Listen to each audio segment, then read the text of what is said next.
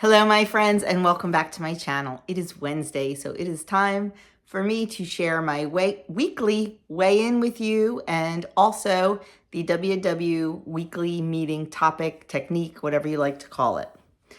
So, big question, how did I do on the scale this week? I wasn't real sure. I know I had a good week, but I had a good week last week too. And apparently 2 weeks of having great weeks really pays off. I was down 2.2 this morning. Yes, I was quite happy with that. What did I do different? What did I not do different?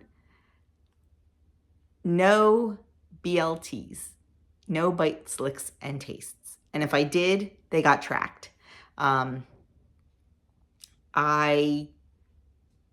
Nuts were my big BLT this week, but most of them were planned and they were all tracked. But I was aware. I was so much more aware this week of just not popping stuff into my mouth. You know, like if I give the babies pretzels, I was aware of not putting one in my mouth or two in my mouth or three in my mouth.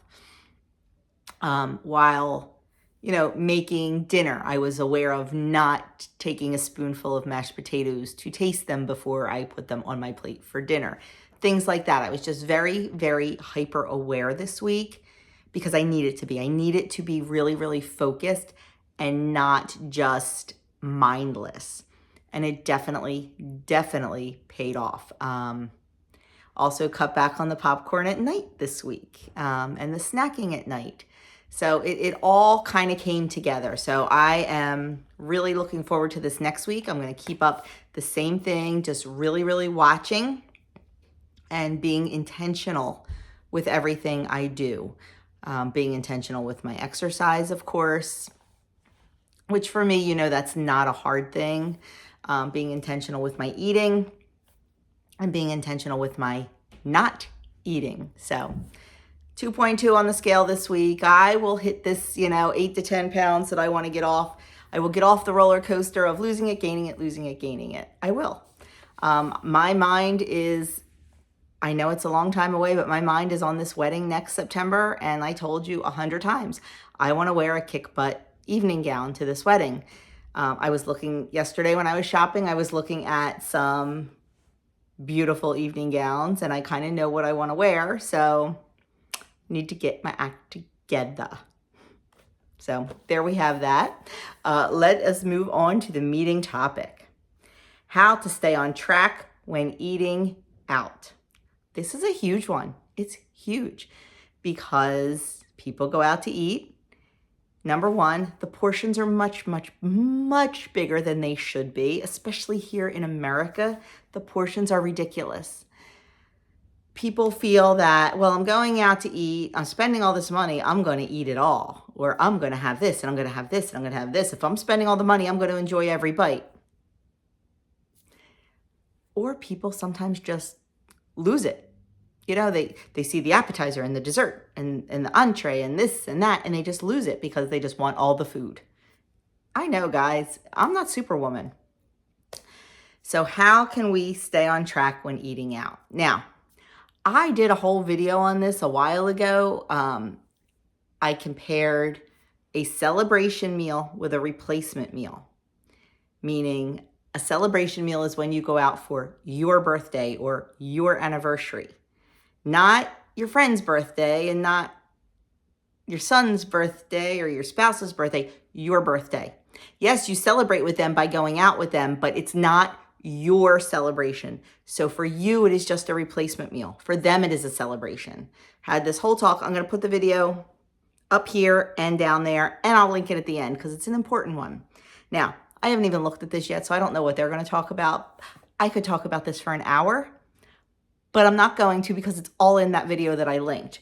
But I'm going to see what they have to say, and we're going to get through this, and it's going to be a quick one today. Okay, someone else is finally doing the cooking. What's that like? But you'll still want in on a different kind of meal prep. Allow us to explain. Try this. Choose a game plan to help you navigate an upcoming event or meal. They say to map out moves and make decisions ahead of time. and create a plan to make on-the-spot decisions. So, okay, upcoming event or meal. You're going to map out moves and make decisions ahead of time. So, we have an upcoming meal today. We are actually going over to Andrew. We are going over to his school when school is out for the day, and we are going to drop some stuff off, some donations for the school. We are going to take Andrew out for an early dinner, late lunch type situation. So I know that we are going out for a meal. What I don't know is where we are going. So I can make a little bit of decision ahead of time, but I'm also going to have to make on the spot decisions. So the decision I can make ahead of time is for my breakfast this morning to have a low point, low calorie, high protein breakfast that is going to keep me full until it's time to go out for that meal. I'm going to not want to use a whole lot of my points or my calories because I'm going to want to spend that on the meal out. Because face it, when you eat a meal out, it's definitely more points, more calories than it is if you made it at home.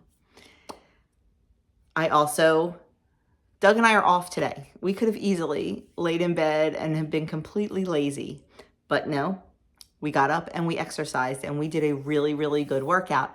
I burned 652 active calories from my workout this morning. We could have easily said, we'll just do a 15-minute or 20-minute one. No, we did a half-hour one, and we chose one that was a good fat burner.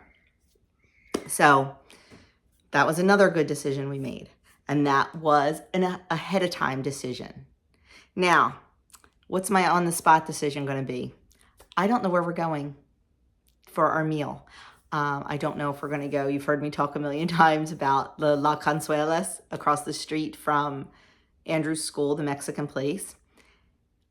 If we're going there, it's pretty easy. Mahi mahi tacos. I can do very, very well with that. I don't know if that's where we're going. So I may be having to make an on-the-spot decision. We may be going to a barbecue place. I'm going to have to make an on-the-spot decision about what's the best thing for me to choose there. We may be going somewhere completely different. So I've got a combo deal going on here today, and that's okay because I know it, I'm aware of it, and I am planning for it. It comes down to the planning, my friends. It does. Now we're going to put it into action, it says. If you can make your decisions ahead of time, save up weekly and rollover points leading up to the event for more flexibility. Absolutely. You can bank 4 points every day that you don't use during the day that roll over. You can exercise to earn points. Right now with the current plan, you can, that just earns you daily points. Never mind. It says, look up the menu or ask the host and pre-track your foods. If you're going to a party, bring a healthy dish to share. I love knowing where we're going and when we're going so I can look up the menu and make a good choice. And I find that if I look up the menu ahead of time and make a decision, I kind of get excited about what I decided. Whereas going in, I feel so overwhelmed because there are so many things to choose from. And I may make a snap or rash decision about something, whereas if I look at the menu ahead of time and have time to think about it, I can make a better decision and then I get excited about that dish. It also says to eat a low point snack before leaving home so hunger doesn't derail the plans to stay on budget. Grab some 0 point fruit or veggies. That's going to be your best bet because it's full of fiber and it's going to fill you up. If you feel like you need protein, grab a little bit of shredded chicken, grab a hard-boiled egg, something that is going to fill you up. Do not grab a handful of crackers. Do not grab a handful of pretzels. There's nothing in that except empty calories that is not going to fill you up. Try to get a little bit of something that's going to satiate you until the event, till the dinner, till the lunch comes. Now, they want you to put into action if you have to make an on-the-spot decision. They say to choose a 0 point food as the main to make room for your drinks, your desserts, things like that. In other words, maybe if you want, I'm trying to think of something. You want chicken marsala so bad. Well, that's a pretty good dish to have out. It's a pretty low point dish. It's a little bit better than chicken parmesan. So, you're starting, if you have poultry as a 0 point protein, right there, that main piece of meat is going to be 0. I love fish and I love salmon, and I look for that on the menu a lot because it is a 0 point protein for me. And then I feel okay with getting a nice little sauce on the side or something like that because the main part, the protein, is 0 points. So I allow myself a little bit of that extra. Choose 0 point sides if you have a choice. If you have potatoes as a 0 point food, choose a baked potato. Ask for it plain. Ask for your butter and your sour cream on the side. I'm not saying not to use them because I gotta be honest, I don't like a plain old baked potato. I want a little something, something on there. So ask for those on the side and use what you can fit into your budget. Choose a 0 point vegetable. Choose a steamed broccoli or something like that. You don't have to have every single thing on your plate be like, oh, the bomb diggity. You don't have to have the chicken or the fish with all the sauce and the super duper loaded baked potato and then, a broccoli with cheese sauce. You don't need all that indulgence. Pick one thing to be indulgent. Pick the protein to be indulgent. If you want to have chicken parm, make that the indulgent part, but don't get a side of pasta with it unless it's whole wheat pasta and you have that for 0. Get a potato and some vegetable or get a double vegetable. Do something, make one thing the star of that dish. Make one thing the star. They don't all have to be. And then it says, or start with a brothy soup. If you're going to start with a soup, try to pick something that's more of a clear. Now, do I do that all the time? No, because I'm a cream soup girl. But I make the adjustments for it. But if you do have a choice and you want to keep the points low, definitely choose a clear vegetable or a clear chicken or something like that. Zero in on low point code words, grilled and broiled instead of fried or creamy and smothered. Now, I'm all about the creamy and smothered. And that's why I make the adjustment that I just talked about, making one thing the star of the dish. I'm not going to have all 3 things creamy and smothered, but you know what? If I'm going out, I plan accordingly, I will have one thing that's creamy and smothered, but not the whole plate. You have to remember, however you are eating while you're losing the weight is how you're going to have to eat forever. So think about that when you make your choices. You're never not going to have something creamy and smothered again, so learn to fit it in. Then it says, be the first to order or use an appetizer plate at the buffet to avoid outside influences over what or how much to eat. I'm not a big buffet fan, but yeah, instead of getting the big plate, get a small plate. And don't let your food touch at a buffet. Go up and pick maybe 4 little things, a little serving of each, and make it a game to not let them touch. If you do that, then you can't pile it on. So a little bit of things you want to try and don't let them touch. Go back again. Go back a second or a third time, but keep doing the same thing. A bite or 2. And then after you've gone up 2 or 3 times and had a full serving, then you stop. But by going up a couple times and getting little tiny bits each time, you feel like you're indulging a little bit more. And like it said, go first. Don't hang out with your dinner mate at the buffet because your dinner mate might be getting all the, fried clam strips or fried shrimp or fried chicken. And that's going to make you maybe want it. You go first, or you go away and you go, oh, I'll have that nice piece of broiled chicken or broiled fish or something like that. I'm not saying not to try one piece of fried shrimp if that's your jam. Fried shrimp is my jam. And if it's on a buffet, I'm going to have it. I won't order it off the menu because I don't want a whole order of it. But if it's on a buffet, I'm going to take one and I'm going to enjoy one. So use your strategies. Think about it. Don't just go up and go hog wild at a buffet. Think about what you're going to do. Walk the whole buffet first. Walk the entire buffet from soup to nuts. Walk the whole buffet and decide what you really, really want. What is important for you to eat? Okay, what do they say next? Make a few backup plans for potential trickier situations. And they have if, then I'll. If the host or friend insists I eat more or try everything, then you'll say, it all looks yummy, but I'm sticking to a few things that I really enjoy. Or I'll take a small portion of each dish, but I won't clean my plate. You don't want to hurt someone's feelings, but if the host or hostess is a really good friend of yours, my nose is itchy, I'm sorry. If the host or hostess is a really good friend of yours, they know you're on a health and wellness and weight loss journey. So unless they're trying to sabotage you, they should really understand that. If everyone is getting dessert, but I didn't budget for it and nothing's catching my eye, order fruit or a flavored hot tea, or ask to have a few bites of my friend's dessert. We do that a lot. About a month ago when Doug and I took the boys and Grace and Ann out to a Mexican restaurant, there were 6 of us. We ordered 2 desserts for the entire table.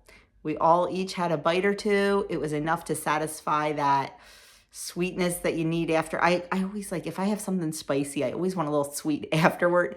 And it was just enough. It was perfect. Perfect. So don't be afraid to say to your dinner mate or whatever, hey, do you want to split a dessert? Or if there's nothing, my dessert rule, and you know it if you've been watching my channel. If creme brulee is on the menu, I get dessert. Because I don't make creme brulee at home because I'd make it every day and I'd eat it every day. But if it's on the menu and if I know it's a good one, some of them are better than others, then I get it. If there is nothing that catches my eye, I tell myself, why waste the points and calories if there's nothing that remotely looks good? I'm not going to order chocolate cake. I make a banging chocolate cake, probably better than the restaurant. So I'm not going to order chocolate cake if that's what's available. I'm not going to order vanilla cake. Unless there's something great, I'm not doing it. I will enjoy a cup of tea after dinner, 0.0 calories or maybe a few if I put a little bit of cream in it. But a lot of times that cup of tea just seals off dinner. It kind of closes dinner. So definitely use those strategies. Don't be afraid to ask, your dinner mate if you want to split. If my friend suggests we take the night off from tracking, then I'll support her decision while making it clear that I'm going to keep tracking, or consciously decide not to track, but be mindful and plan to start again tomorrow. That's a tricky one. Just because you don't track it doesn't mean you didn't eat it, doesn't mean it doesn't land on your butt. So that is a very personal decision and one that you have to be okay with. Do I have non-tracking days? Not really, but I do have non-tracking meals once in a while. I don't go overboard. I really shouldn't even say that because I track them. I just don't care if they're over points or over calories, if it's a celebration meal or something. So I still track it. I just don't care. And that doesn't sound right saying I don't care. I do care, but if I know that that's what I'm going to do, and if I know that I'm going to go over points and go over calories and I'm okay with that, that's a whole different story. Is it something I do often? Not really. Like I said, we're going out tonight. I'll make, the best decision possible for myself. I know I've been doing this long enough. I know what to choose and still have a wonderful dinner. And I've said it 100 times. You don't have to focus on food and what you can eat and all the junk to live a good life. Your life should not center around the food you are eating. Your life should center around the people around you, the fun, the friends, the family, the fellowship. That's what's going to make your life full, not the chocolate cake, not the big bowl of ice cream, not the triple decker fried chicken sandwich. Don't focus your life around the food. Focus it around everything else. I'm not saying not to enjoy your food and enjoy an indulgent thing once in a while, but you can't make that the focus of your life. You can't. You have to make your surroundings the focus of your life. So it says, let's dive a little deeper. Ever throw or go to a party where every single thing played out exactly as you imagined? If only. Yet we still prepare, plan ahead, and strategize anyway, because that's how we make sure things will go as well as possible. The same is true when you're eating away from home, like a restaurant or a friend's house. Science says planning ahead and having contingencies in place can help you stay on track. Help is the key word. You can't control everything, and you are not perfect, but you deserve to enjoy yourself. Meaning it's okay if the appetizers are so delicious you eat more than intended. Same if you tried to avoid the bread basket, but it was warm and right there. In those cases, you regroup, make a plan to get back on track, and keep going. Practice these strategies now, including giving yourself some grace, so that if or when you get into the full holiday celebrations mode, you'll be ready and you can ring in the new year strong.